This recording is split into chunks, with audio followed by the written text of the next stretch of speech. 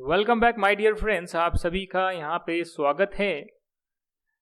आज हम लोग स्टार्ट कर रहे हैं आपके स्टडी मटेरियल से chapter number 11 joint products and by products.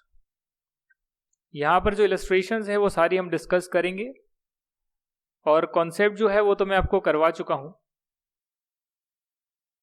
ये देखिए इलस्ट्रेशन नंबर 1 आ रही है। ये इलस्ट्रेशन 1 में आपको एग्जाम्पल नंबर 1 की फॉर्म में करवा चुका हूँ, तो ये इलस्ट्रेशन हमारी हो चुकी है।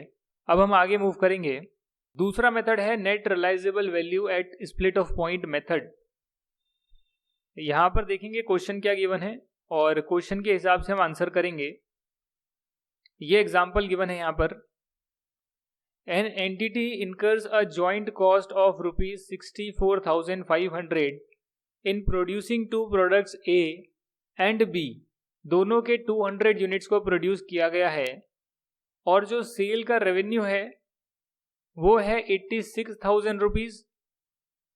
अगर मैं 170 पर यूनिट बेचता हूं प्रोडक्ट ए को, और अगर प्रोडक्ट बी को बेचता हूं तो 260 पर यूनिट के हिसाब से बिकेगा, और ऐसे कर कर मेरा जो सेल्स का रेवेन्यू है वो 86,000 रुपीज का आ सकता है। Further processing cost for A and B are ₹4,000 and ₹32,000 respectively. The joint cost can be apportioned. The joint cost can be apportioned to product A and B as follows. जैसा मैंने आपको करवाया था अपने नोट्स में कि ये जो बुक में आपके गिवन है प्रॉफिट मार्जिन, इसे अगर आप माइनस कर दोगे तो डायरेक्टली आपके पास हर प्रोडक्ट की कॉस्ट आ जाएगी रिवर्स मेथड के हिसाब से।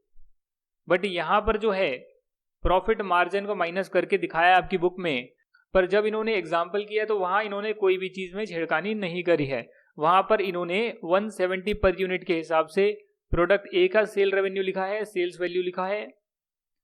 260 पर यूनिट के हिसाब से प्रोडक्ट बी का सेल वैल्यू लिखा है, सेल्स का रेवेन्यू लिखा है। और जो इन्हें फर्दर प्रोसेसिंग के लिए कॉस्ट इनकर करनी पड़ी है, यानी स्प्लिट ऑफ पॉइंट के बाद इन्होंने प्रोडक्ट ए में जो और कॉस्ट लगाई और प्रोडक्ट बी में जो और कॉस्ट लगाई वो भी इन्होंने यहां माइनस कर दी है। प्रोडक्ट ए के लिए है 4,000 रुपीज, प्रोडक्ट बी के लिए है 32,000 रुपीज, और जैसे ही ये माइनस करते हैं इनके पास नेट रियलाइजेबल वैल्यू आ गई है। क्योंकि ये वैल्यू जो है स्प्लिट ऑफ पॉइंट के ज्यादा करीब है, इसीलिए इस वैल्यू में हम अपोर्शन कर देंगे ज्वाइंट कॉस्ट को, और जो ज्वाइंट कॉस्ट है वो 64,500 रुपीज है। यानी कि ऐसी कॉस्ट जहां पर प्रोडक्ट ए और प्रोडक्ट बी दोनों की मैन्युफैक्चरिंग में कॉस्ट इनकर हुई है। एक प्रोडक्ट में कितना लगा we don't know, therefore we have to split this cost in 2 parts, और इसीलिए हम इसको नेट रियलाइजेबल वैल्यू के रेशियो में बांट देंगे। क्यों बांटेंगे? क्योंकि क्वेश्चन में लिखा है कि आपको नेट रियलाइजेबल वैल्यू के रेशियो में बांटना है। अगर क्वेश्चन में कोई और रेशियो बोला होता तो हम उस रेशियो में बांट देते। तो इसीलिए 30:20 के रेशो में या 3:2 के रेशो में यहां पर इन्हें डिस्ट्रीब्यूट कर दिया है। आपका क्वेश्चन सॉल्व हो गया, राइट। आगे देखते हैं। कुछ टेक्निकल मेथड्स गिवन है, कुछ और मेथड गिवन है, तो जो गिवन होगा आप उसके हिसाब से कर लेंगे। जैसे आप यहां देख सकते हैं मार्केट वैल्यू मेथड। एक एग्जाम्पल यहां पर आ रहा है, इसे देखते हैं जरा। N entity incurs a joint cost of 64,500, या पुराना वाला एग्जाम्पल दोबारा लिख दिया है।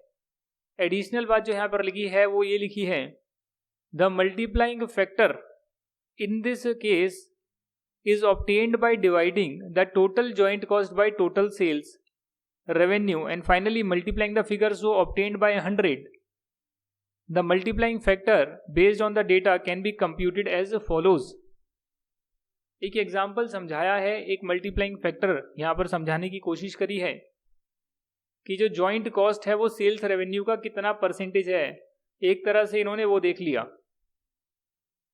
सेल्स रेवेन्यू का कितना परसेंटेज ज्वाइंट कॉस्ट है। आइए देखते हैं। 86,000 रुपीज टोटल सेल्स है और 64,500 जो है वो आपका ज्वाइंट कॉस्ट है।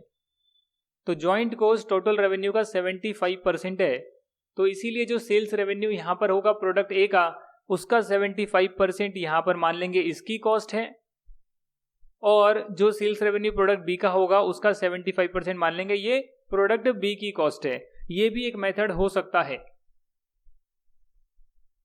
अल्टरनेटिवली आप सेल्स के रेशो में भी यहाँ पर देखिए लिखा हुआ है, आप सेल्स के रेशो में भी बांट सकते हैं। अगर मार्केट वैल्यू मेथड के हिसाब से आपको सेपरेट करने के लिए बोला है तो जो भी प्रोडक्ट की मार्केट वैल्यू है आप उस रेशो में कॉस्ट को अपोर्शन कर सकते हैं। एनआरवी पर लाने की आवश्यकता नहीं है, डिपेंड्स ऑन क्वेश्चन में क्या दिया है उसके हिसाब से आपको आंसर करना पड़ेगा। Market value after further processing, इन्होंने बोला है कि जो प्री सेपरेशन कॉस्ट है वो इन्होंने यहां पर दे दी है।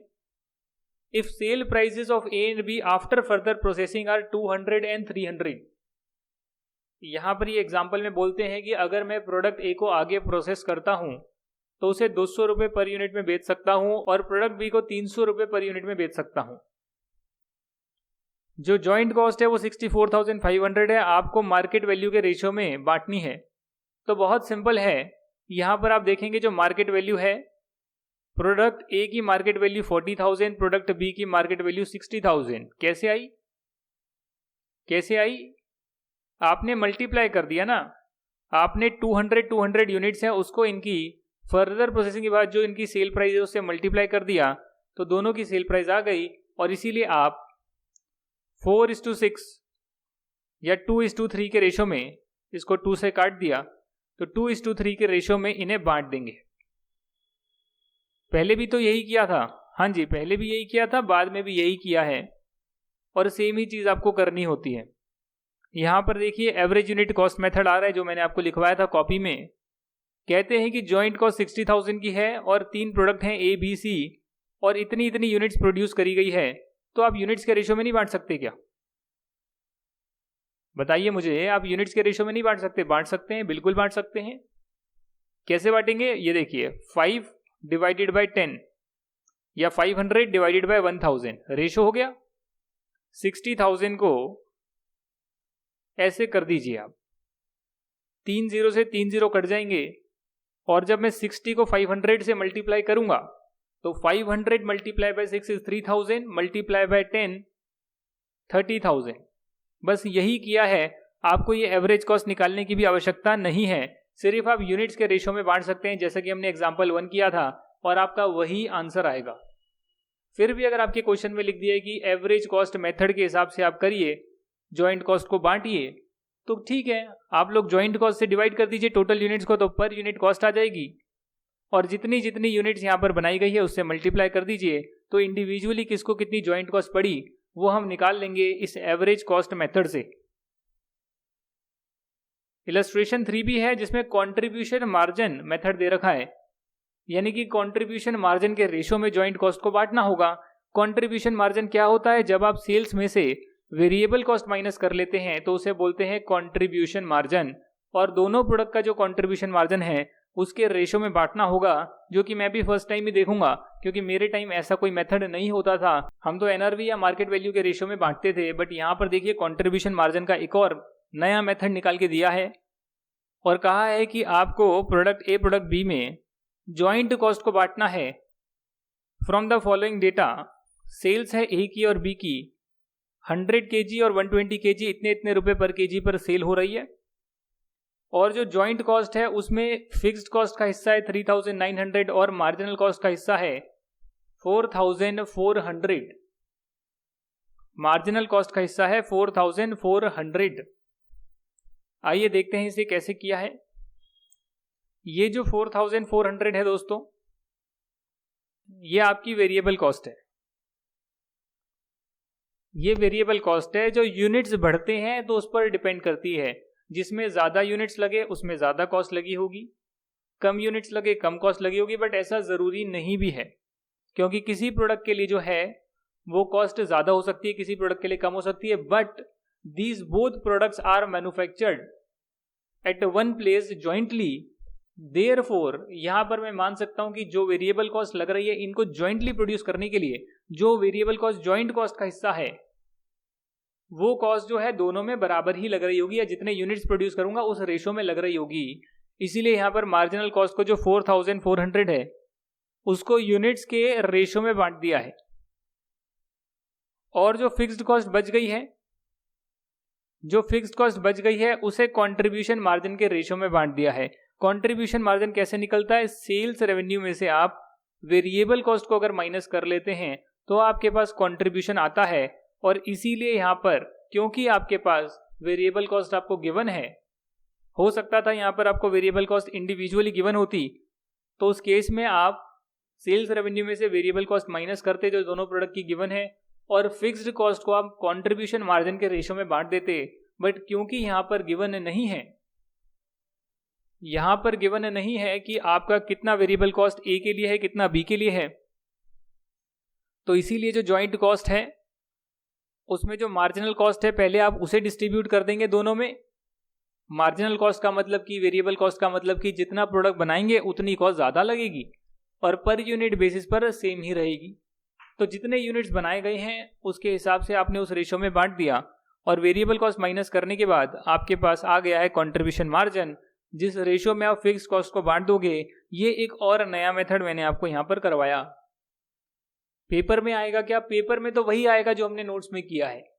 नेट रियलाइजेबल वैल्यू या मार्केट वैल्यू के बेसिस पर ही आपको अपोर्शन करनी होगी ज्वाइंट कॉस्ट, जो हम रिवर्स कैलकुलेशन से करते हैं।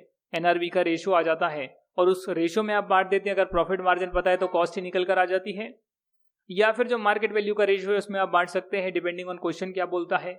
नंबर ऑफ यूनिट्स में आप बांट सकते हैं डिपेंडिंग ऑन क्वेश्चन क्या बोलता है।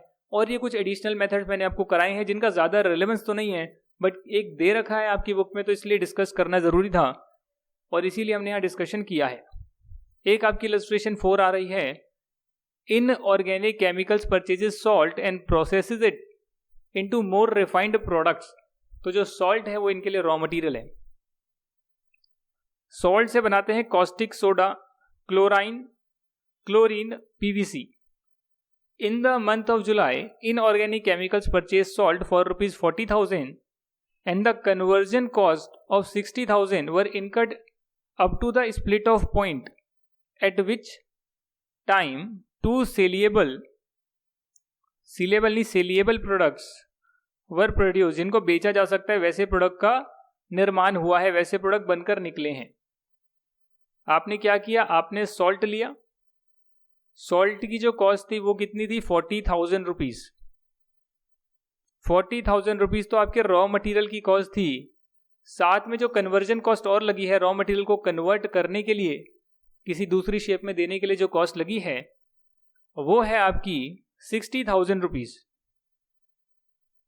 यानी कि जो लेबर लगी और ओवरहेड जो इनकर हुए हैं वो 60,000 के हुए हैं। और स्प्लिट ऑफ पॉइंट पर कई चीजें निकल कर आई है।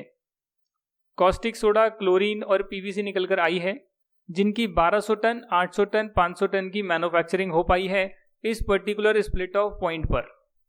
इसे स्प्लिट ऑफ पॉइंट बोलते हैं। जो सेल की क्वांटिटी है वो दोस्तों यहां लिखी हुई है 1200 टन, पीवीसी की है 500 टन, क्लोरीन की कोई भी sale value, sale price given नहीं है। और देखते हैं क्या चीजें लिखी हुई है यहां पर। All 800 tons of chlorine were further processed. अच्छा, इसे आगे प्रोसेस करेंगे, उसमें इंक्रीमेंटल कॉस्ट लगेगी 20,000 रुपीज की, जिससे कि 500 टन पीवीसी का जो है वो बनकर निकलेगा। अच्छा, क्लोरीन से ही पीवीसी के 500 टन बनकर निकलेंगे। ओके, यही बात लिखी हुई है यहाँ पे। देयर वॉज नो बिगिनिंग और ending inventories of caustic soda, chlorine और PVC in July, and the active market for chlorine inorganic chemical could have sold all its July production of chlorine at 75 rupees per ton। मतलब चाहे तो 75 rupees per ton में बेच सकते हैं, या फिर इसको फर्दर प्रोसेस कर सकते हैं 20,000 रुपीज पर, और इससे 500 पीवीसी बना सकते हैं। तो पीवीसी कितने में बिकेगी वो आपको पता है। Show how the joint cost of 1 lakh rupees. 1 lakh कैसे आया? 40,000 raw material, 60,000 conversion cost, total 1 lakh रुपए लगा है। और ये कैसे आप डिस्ट्रीब्यूट करेंगे? कॉस्टिक सोडा एंड क्लोरीन में under each of the following methods. जैसे ही आपने क्वेश्चन पढ़ा आपको समझ में आना चाहिए कि सिर्फ कॉस्टिक सोडा बन रहा है और क्लोरीन बन रहा है, सिर्फ ये दो चीज बन रही है। फिर क्लोरीन से पीवीसी बन रही है। जो यहाँ 800 क्लोरीन आया है, 800 क्या लिखा है ये देखिए, ये आगे प्रोसेस होके 500 पीवीसी में कन्वर्ट हो रहा है। तो इसीलिए आप जो ज्वाइंट कॉस्ट को बांटेंगे 1 लाख की, वो कॉस्टिक सोडा एंड क्लोरीन के बीच में आप बांट देंगे। और कौन कौन से मेथड आप यूज कर सकते हैं? Sales value at split of point का मेथड, फिजिकल यूनिट मेथड के बेस पर आप बांट सकते हैं, एस्टिमेटेड नेट रियलाइजेबल वैल्यू के मेथड पर आप बांट सकते हैं। और फिर इसका क्वेश्चन नंबर 2 आ रहा है कि lifetime swimming pool products offers to purchase 800 tons of chlorine in August at ₹75 per ton. This sale of chlorine would mean that no PVC would be produced in August. अगर जुलाई में जो आपने बनाया है उसे आप सारा का सारा बेच देंगे तो अगस्त मंथ में आप कुछ भी प्रोड्यूस नहीं कर पाएंगे। Explain how the acceptance of this offer for the month of August would affect the operating income. यानी आपको पूरी R&D करनी है, रिसर्च डेवलपमेंट करना है इस पर्टिकुलर कॉन्सेप्ट का और कॉस्ट को डिवाइड करने की कोशिश करनी है। अगर मैं इनिशियली देखूं तो मुझे पता है कि कॉस्टिक सोडा 1200 टन और क्लोरीन जो है वो 800 टन बनकर निकला है, तो 1 लाख की जो कॉस्ट है उसे मैं इस रेशो में बांट सकता हूं if I am distributing the cost in physical unit method. ये आपके फिजिकल यूनिट मेथड हैं, 1200 टन 800 टन, उसमें आपको 1 लाख की कॉस्ट डिवाइड करनी है। कैसे करोगे आप? 1 लाख की कॉस्ट है जिसे जॉइंट कॉस्ट बोलते हैं, यहां पर इनकर हुई है, सॉल्ट लगा था, लेबर ओवरहेड लगे थे और क्लोरीन बनकर निकला है, कॉस्टिक सोडा बनकर निकला है। 1 लाख की कॉस्ट हुई, कितना कितना निकला? क्लोरीन 800 और 1200 टन कॉस्टिक सोडा, ऐसा ही निकला है।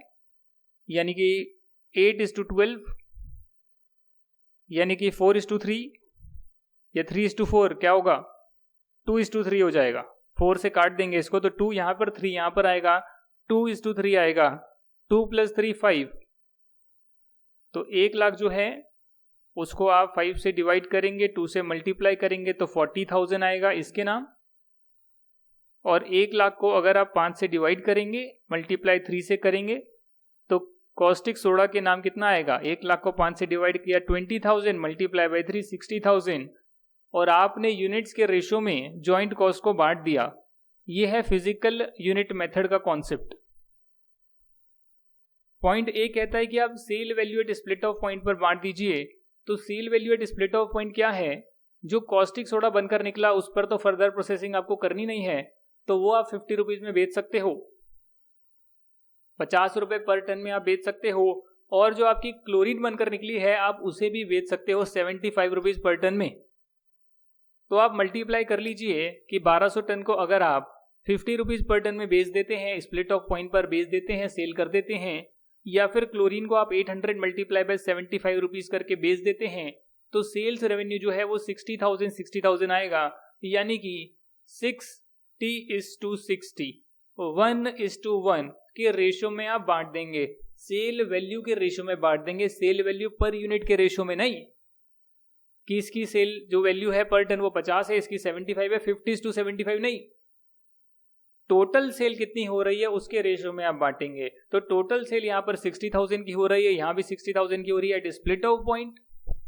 If I am not producing, क्या है वो, एक और मटेरियल है ना आपका PVC, if I am not producing PVC from chlorine, तो स्प्लिट ऑफ पॉइंट पे अगर ये बिक जाती हैं तो 1:1 का रेशो आ रहा है, उस रेशो में आपने 1 लाख की कॉस्ट को 50,000 बांट दिया। किस प्रोडक्ट के हिस्से में कितना जाएगा आपने देख लिया। और आखिरी मेथड कहता है estimated net realisable value. Net realisable value के लिए हमें क्या करना होता है? नेट रियलाइजेबल वैल्यू के लिए हमें ऐसा करना होगा दोस्तों, जो सेल वैल्यू है वो आपको लेनी होगी फर्दर प्रोसेसिंग के बाद। यानी कि जो आप 1200 टन बेच रहे हैं वो 50 रुपीज पर टन में बेचेंगे कॉस्टिक सोडा को। कॉस्टिक सोडा को जितना आप प्रोसेस कर सकते हैं वो मेन कॉस्टिक सोडा है, उसके आगे प्रोसेस नहीं होएगा, बट आपका जो क्लोरीन है वो आगे प्रोसेस होगा और 500 यूनिट पीवीसी के बन के निकलेंगे जो कि 200 रुपये पर यूनिट के हिसाब से बिक सकते हैं। तो अगर मैं फर्दर प्रोसेसिंग देखूं नेट रियलाइजेबल वैल्यू निकालने के लिए, अगर मैं फर्दर प्रोसेसिंग देखूं तो आपका कॉस्टिक सोडा जो है 1200 टन वो 50 रुपये पर बिक सकता है, और जो आपका क्लोरीन है वो आगे प्रोसेस होकर कितना बिक सकता है? 500 टन बिक सकता है 200 रुपये पर टन के हिसाब से, तो 1 लाख रुपए आ गया। इसमें से अगर मैं post split of cost minus कर दूं, फर्दर प्रोसेसिंग कॉस्ट माइनस कर दूं, जो कि यहां पर गिवन है कि फर्दर प्रोसेसिंग के कितने रुपए और खर्चा लगेगा, कहीं ना कहीं तो गिवन होगा 20,000 रुपीज इंक्रीमेंटल कॉस्ट और लगेगी, क्वेश्चन में गिवन है। अगर उस इंक्रीमेंटल कॉस्ट को माइनस कर दिया जाए तो मेरे पास नेट रियलाइजेबल वैल्यू आएगा। हालांकि जो आपकी बुक में स्टार्टिंग में फॉर्मूला गिवन है उसमें बोला हुआ है कि आप प्रॉफिट मार्जिन भी हटाएंगे तब एनआरवी आएगा, जबकि ऐसा नहीं है। अगर आप प्रॉफिट मार्जिन भी हटा देंगे तो कॉस्ट ही आ जाएगी। इसीलिए आप सिर्फ सेल वैल्यू में से पोस्ट स्प्लिट ऑफ पॉइंट की बाद वाली कॉस्ट आप माइनस कर देंगे तो आप बहुत ज़्यादा नज़दीक आ जाएंगे स्प्लिट ऑफ पॉइंट के। और इस रेशो में आप 6:8 के रेशो में 60:80 6:8 और 2 से डिवाइड करेंगे तो 3:4 3:4 के रेशो में आप 1 लाख रुपए को बांट देंगे।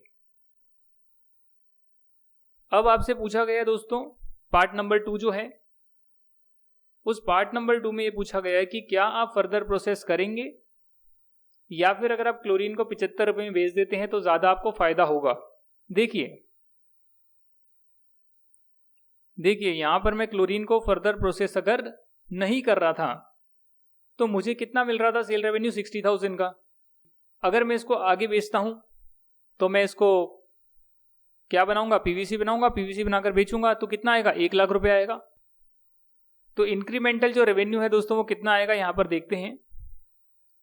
500 tons multiply by 200 minus 800 tons multiply by 75। इसको हमने ऐसे किया है कि 20,000 रुपए की आपकी एक्स्ट्रा कॉस्ट लग रही है। अगर आप 20,000 रुपए से ज्यादा कमा सकते हो, सेल्स रेवेन्यू 20,000 रुपए से ज्यादा ला सकते हो while converting chlorine into PVC, तो आप आगे जाइए और उसको प्रोड्यूस करिए।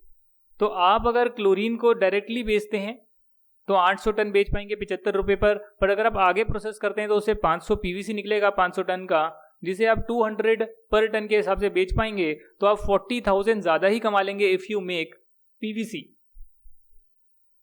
अगर पीवीसी में बनाएंगे तो 20,000 की आपको एक्स्ट्रा कॉस्ट देनी पड़ेगी, बट 40,000 आप एक्स्ट्रा कमा भी सकते हैं। इसीलिए आपको 20,000 रुपए की एक्स्ट्रा इनकम होगी एंड देयरफॉर आप बेचेंगे नहीं, आप लोग इससे पीवीसी बनाएंगे। The operating income of inorganic chemicals will be reduced by 20,000 अगर वो डायरेक्टली बेच देते हैं क्लोरीन को और उससे पीवीसी नहीं बनाते। ये देखिए मेथड जो है apportionment of joint cost and by product के। तो ये सब बहुत सिंपल है, वही नेट रियलाइजेबल वैल्यू है या कोई मेथड क्वेश्चन में स्पेसिफाई कर दिया गया तो आप उस मेथड के हिसाब से कर सकते हैं। बस इसमें और कुछ भी नहीं था इस चैप्टर में। जो इसका क्वेश्चन था दोस्तों वो क्वेश्चन भी हमने कर लिया, एक ही प्रैक्टिकल क्वेश्चन था और वो प्रैक्टिकल क्वेश्चन हमने डिस्कस कर लिया है आपके स्टडी मटेरियल के हिसाब से, और इस चैप्टर में अभी कुछ रह नहीं गया है। दैट्स इट, आपका कंप्लीट हो गया जॉइंट प्रोडक्ट बाय प्रोडक्ट। कोई डाउट है तो आप पूछ सकते हैं, पहले अपने नोट्स को रिवाइज कर सकते हैं।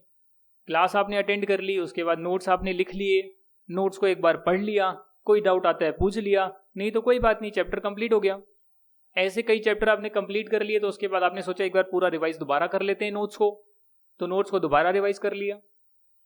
उसके बाद आपने एक बार स्टडी मटेरियल के क्वेश्चन बिना देखे देखा कि कैसे मेरे से होते नहीं होते, और आपने खुद सॉल्व करके देखा, अगर हो रहे हैं तो बहुत अच्छी बात है। और अगर आप और टेस्ट करना चाहते हैं तो आप अपनी आरटीपी डाउनलोड कर सकते हैं आईसीआई की वेबसाइट से, और उसके क्वेश्चन आप ट्राई कर सकते हैं, फिर उसके आंसर देख सकते हैं। अच्छा इसमें क्या किया हुआ है, मेरी क्या गलती हो रही है। मेरा काम आपको कॉन्सेप्ट करवाना है। हालांकि कॉन्सेप्ट के साथ मैं आपको स्टडी मटेरियल के क्वेश्चन इसलिए करा रहा हूं ताकि आप ऐसे निश्चिंत हो जाएं कि हाँ स्टडी मटेरियल के तो सारे क्वेश्चन डिस्कस हो गए हैं, चाहे वो इलस्ट्रेशन हो, चाहे एग्जाम्पल हो, चाहे वो एक्सरसाइज के क्वेश्चन हो, वो सारे डिस्कस हो गए और सारे कॉन्सेप्ट डिस्कस हो गए। तो मैं एटलीस्ट ये कह सकता हूँ देखिए मैंने आपको स्टडी मटेरियल पूरा कराया है, बट टू बी ऑनेस्ट अगर आप ज़्यादा नंबर लाना चाहते हैं तो आपको खुद से ये कॉन्सेप्ट के बेस पर आरटीपी के क्वेश्चन करने चाहिए, जो कि मैं भी कराऊंगा। पर आप मेरे भरोसे क्यों रह रहे हैं? अगर हमने स्टडी मटेरियल कर लिया है तो आप खुद से नहीं ट्राई कर सकते कि आरटीपी के क्वेश्चन, पास्ट ईयर के क्वेश्चन, खुद अपना दिमाग नहीं लगा सकते। क्योंकि जो स्टूडेंट एक कदम आगे जाएगा कि हाँ ये तो स्टडी मटेरियल तो हो गया बट मुझे तो एक स्टेप आगे जाना है, आरटीपी भी देखनी है, पास्ट ईयर भी करने हैं, दिस इज प्रैक्टिकल। आपके कॉन्सेप्ट नहीं चेंज होंगे अगर आप प्रैक्टिकल पढ़ लोगे तो, ज्यादा क्वेश्चन कर लोगे तो कॉन्सेप्ट तो वही रहेंगे, सिर्फ क्वेश्चन का बताने का तरीका बदल जाएगा और कंफ्यूजिंग क्वेश्चन आ जाएंगे, मेथड वही लगेगा जो आपको आता है। तो आप ट्राई करिए, डाउट आता है तो पूछिए, नहीं आता तो उसमें अपना दिमाग अप्लाई करिए, समय स्पेंड करिए, कॉन्सेप्ट को 4 बार पढ़िए, उसके बाद आप वो क्वेश्चंस को ट्राई करिए। उससे आपको कॉन्फिडेंस बिल्डअप होगा और फिर पेपर में जो टेढ़ा मेढ़ा क्वेश्चन आ भी जाता है तो उसमें आप आइडेंटिफाई कर सकते हैं कि ये मुश्किल के क्वेश्चन आए हैं, ये थोड़े से 4 नंबर के, 5 नंबर का, 8 नंबर का, ये थोड़ा इजी क्वेश्चन लग रहा है जिसे मैं पहले अटेम्प्ट कर सकता हूँ, तो उसे आप 15 मिनट में अपना एक माइंडसेट बना लेंगे कि हाँ इसे मुझे पहले करना है, और वो 40 नंबर अपने आइडेंटिफाई कर लेंगे। 40 से 50 नंबर की ये जो 50% का जो पेपर है ना, ये मुझे बहुत अच्छे से आता है, उसको टिक मार्क कर लिया, वो पहले कर लिया, और फिर बाद में जो 50 मार्क्स है उसमें आप दिमाग लगा रहे हैं, तो पहले 1 घंटे में अपना सिक्योर कर लो, 1 से 1.5 घंटे में बहुत अच्छे से कर लिया 50 मार्क्स। बाकी जो 1-1.5 घंटा बच गया है एंड का, उसमें जितना होता है 30 number, 40 number, 80 marks, 90 marks, in totality जितना भी होता है वेल एंड गुड करिए। जो स्टेप्स आते हैं उसके वर्किंग नोट्स बनाकर लिखिए। अगर पूरा क्वेश्चन भी नहीं हो रहा, 16 नंबर का एक क्वेश्चन आ गया, पूरा नहीं आता, करना जरूरी है, चॉइस में नहीं छोड़ सकते, तो उसके आप पार्ट्स बना लीजिए। अच्छा, इसमें 4 पार्ट को पूछा गया है, मेरे को कितने पार्ट्स आते हैं, 1-2 पार्ट आते हैं क्या, उसे पहला अच्छे से कर लीजिए, उसके वर्किंग नोट्स अच्छे से बना लीजिए।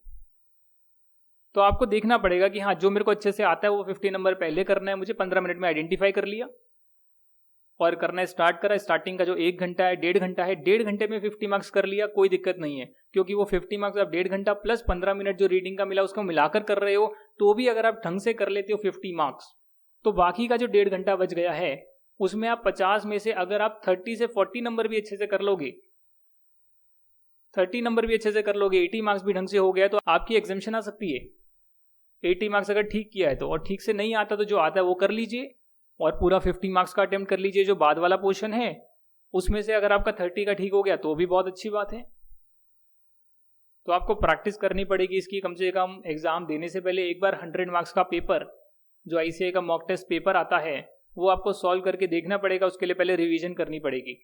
प्रैक्टिकल पेपर में एक बार क्वेश्चन पेपर को जरूर सॉल्व करिएगा, RTP के क्वेश्चन जरूर देखिएगा पास्ट ईयर के, यही मैं कहना चाहता हूँ। बाकी तो आप पर निर्भर करता है, स्टूडेंट पर निर्भर करता है। Thank you so much friends, हम लोग मिलेंगे, अब एक नया चैप्टर स्टार्ट करेंगे आपका जो स्टार्टिंग में आ रहा है, batch costing, job costing, contract costing, तो वो सब चीज़ें हम कर लेंगे, और सर्विस कॉस्टिंग, ये छोटे मोटे चैप्टर कर लेंगे, जिसके बाद आपका ऑलमोस्ट जो है वो सारी चीज़ें आपकी कंप्लीट होने की कगार पर आ जाएगी। जो बजट है वो आपकी कॉस्ट शीट है, कॉस्ट शीट बनानी है। जो मार्जिनल कॉस्टिंग है उसमें 2-4 आपके छोटे मोटी चीज़ें हैं, 2-4 छोटी मोटी, जिसमें कंट्रीब्यूशन मार्जिन तो आपको पता ही लग गया है कि सेल में से वेरिएबल कॉस्ट माइनस करते हैं तो कंट्रीब्यूशन मार्जिन आता है। कंट्रीब्यूशन मार्जिन सेल्स का कितना होगा परसेंटेज, उसे PV रेशियो बोलते हैं। बस यही कॉन्सेप्ट है, और 2 कॉन्सेप्ट और है, जिसके बाद मार्जिनल कॉस्टिंग कंप्लीट है। तो इन अ नट सेल आपके अब ज़्यादा कुछ कॉन्सेप्ट नहीं हो रहे, एक बस कॉन्ट्रैक्ट कॉस्टिंग में थोड़ा सा कॉन्सेप्ट होगा, स्टैंडर्ड कॉस्टिंग का थोड़ा सा कॉन्सेप्ट होगा, बस बाकी सारी चीज़ें तो आपको आती हैं। Thank you very much and bye bye.